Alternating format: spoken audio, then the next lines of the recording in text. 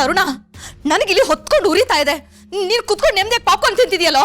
Y ma'am, ನೀನ್ ಯಾಕೆ ಹುಡ್ಕೊಂತಿದ್ಯಾ? ಇವಾಗ ಏನಾಯ್ತು? ಏನಾಯ್ತಾ? ಆ ಶರತ್ತು ಆ ಕೆಲಸದವಳ ಮುಂದೆ ನನಗೆ ಬಾಯಿಗೆ ಬಂದಾಗೆಲ್ಲ ಬೈದು ಅವಮಾನ ಮಾಡ್ದ ಗೊತ್ತಾ? ನನಗೆ ರಕ್ತ ಕುದೀತಾ ಇದ್ರೆ ಕಾಲ್ ಮೇಲೆ ಕಾಲ್ ಹಾಕೊಂಡು ತಿಂತವ್ರದ್ ನೋಡು. Cool cool ma'am. ಶರತ್ ನಿನ್ ಮೇಲೆ ರೇಗಾಡೋದ್ರಲ್ಲಿ ಹೊಸದೇನಿದೆ? ಇನ್ನ ನನ್ಗೇನು ಕೆಲಸ ಆಗ್ಬೇಕಿತ್ತು ಅದಾಗಿದೆ. You just sit and watch the drama. ನಿನ್ ಕೆಲ್ಸನಾ? ಲೇ ತರುಣ, ಇತ್ತೀಚೆಗೆ ಯಾಕೋ ನಿನ್ನ ನೋಡ್ತಿದ್ರೆ ನನ್ಗೊಂಥರ ವಿಚಿತ್ರ ಅನಿಸ್ತಾ ಇದೆ.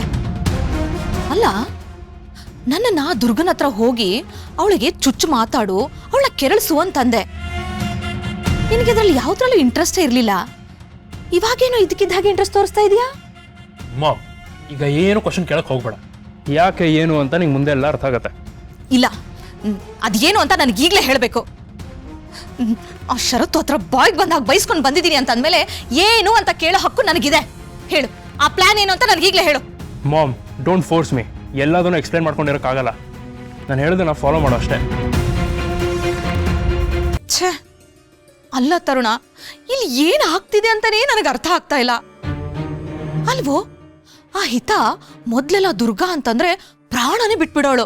ಬೆಕ್ಕಿನ ಮರಿ ಹಾಗೆ ಅವಳು ಹಿಂದಿಂದೇನೇ ಓಡಾಡೋಳು. ಆದ್ರೆ ಇದ್ದಕ್ಕಿದ್ದ ಹಾಗೆ ಅವಳನ್ನ ಕಂಡ್ರೆ ಆಗ್ತಾ ಇಲ್ಲ. ಯಾಕೋ ಹೀಗೆ ಬದಲಾಗಿದ್ದಾಳೆ? ಅಲ್ಲ, ಈಗ ಆ ದುರ್ಗನ್ ನೋಡಿದ್ರೆ ಮೈ ಮೇಲೆ ಚೇಳು ಬಿದ್ದರಂಗ್ ಆಡ್ತಾಳೆ. ಅದ್ ಯಾಕೋ ಇದೆಲ್ಲ ಬೇಕು ಅಂತಾನೆ ಮಾಡ್ದಂಗಿದೆಯಲ್ವೋ? ಮಾಮ್, ನಿಂಗೆ ಸಂಬಂಧ ಇಲ್ದಿರೋ ವಿಷಯದಲ್ಲಿ ಇನ್ವಾಲ್ವ್ ಆಗಕ್ಕೆ ಹೋಗ್ಬೇಡ. ಹಿತಂಗೆ ಏನಾಗಿದೆ, ದುರ್ಗಂಗೆ ಏನು ಆಗ್ತಿದೆ, ಇದೆಲ್ಲ ನಿಂಗೆ ಬೇಡದಿರೋ ವಿಷಯ.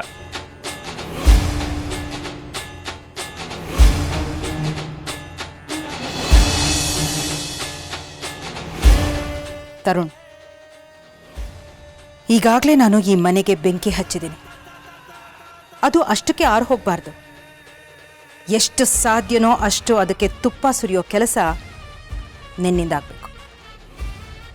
ಡೆಫಿನೆಟ್ಲಿ ಅತ್ತೆ, ಅದೇನು ಮಾಡ್ಬೇಕಂತ ಹೇಳಿ. ಮನೆಯಲ್ಲಿ ಪ್ರತಿಯೊಬ್ಬರ ನಡುವೆನೂ ತಪ್ಪು ತಿಳುವಳಿಕೆ ಬೆಳಿಬೇಕು.